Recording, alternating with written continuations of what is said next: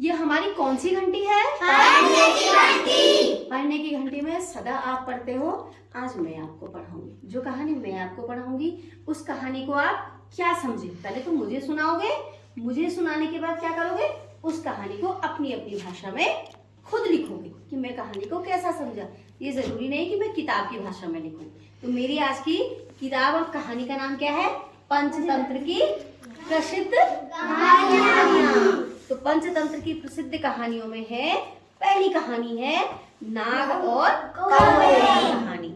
दो कौवों ने, कहानी शुरू करी मैं, ध्यान से सुनना बच्चा। हाँ, दो कौवों ने एक विशाल बरगद के वृक्ष पर एक खूबसूरत सा घोंसला बनाया था, पर उन्हें नहीं पता था कि इस वृक्ष की कोटर में एक काला नाग रहता था। कोटर मीन्स बिल में। जब भी कौवी घोंसले में अंडे देती, नाग ऊपर आता और उन अंडों को खा जाता। कौवे असहाय भाव से देखते रह जाते, पर कुछ कर नहीं पाते थे क्योंकि सांप से वो डरते थे। शोकाकुल मीन्स दुख से व्याकुल होकर कौवा अपने मित्र सियार के पास मदद की आशा से पहुंचा। सियार वहां पास पे ही रहता था। उसने सियार को अपनी व्यथा, अपनी परेशानी सुना दी। सियार ने कौवों को आश्वस्त करते हुए कहा, हम बुद्धि का प्रयोग करके शक्तिशाली दुश्मनों को भी परास्त कर सकते हैं। क्या कर सकते हैं हम? शक्तिशाली दुश्मन को कैसे परास्त करेंगे हम? अपनी बुद्धि से। किससे? बुद्धि से। हम किसी को ताकत से नहीं परास्त मतलब हराना। जब हम किसी को बल से नहीं हरा सकते तो हम उसको किस तरीके से हरा सकते हैं? बुद्धि से। बुद्धि लगाकर। मेरे पास, उसने कहा सियार ने, मेरे पास एक योजना है जिससे हम उस नाग से छुटकारा पा सकते हैं। कौवे को सियार का ये प्रस्ताव पसंद आया। अगले दिन कौवा शहर की तरफ उड़ गया। कहाँ गया?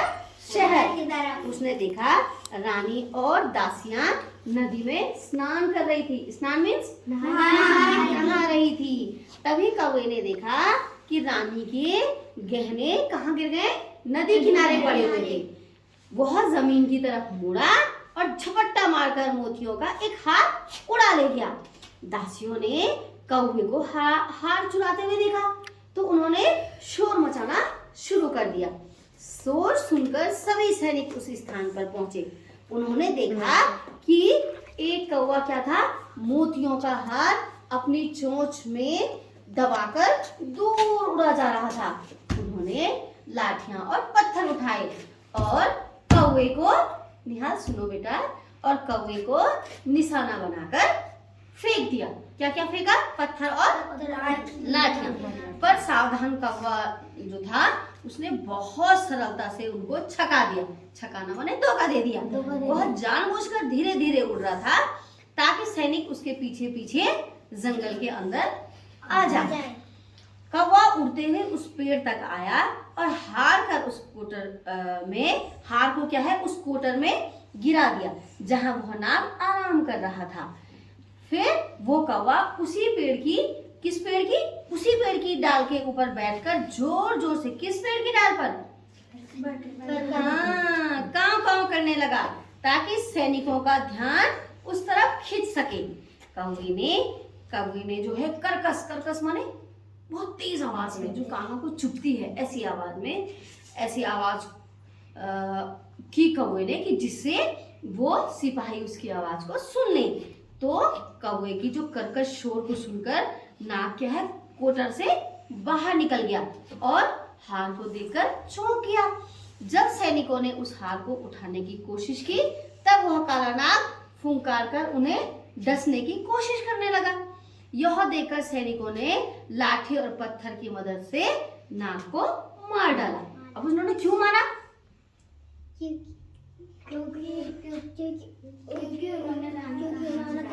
वेरी गुड, क्योंकि उन्होंने रानी का जो हार था वो नाग के कोटर में डाल दिया था।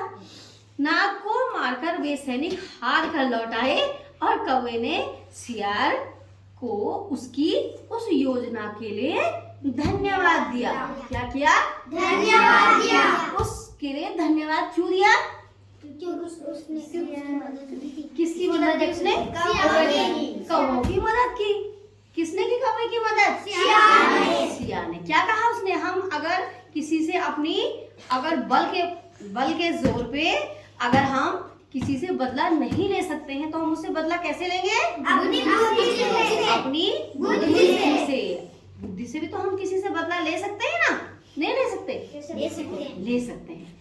तो उसने दिमाग लगाया, उसने क्या किया, वो फट से उड़ के गया और उसने रानी का हार चुरा दिया ताकि सैनिक उसके पीछे भागे। सैनिक भागे तो उसने वो हार को कहाँ डाल दिया? नाग की कोठर में डाल दिया कि ताकि जो है सिपाही नाग को मारे और उसको हार को ले ले। तो देखो जान भी बच गई और नाग भी मर गया। तो वो लोग उसमें सुखी सुखी रहने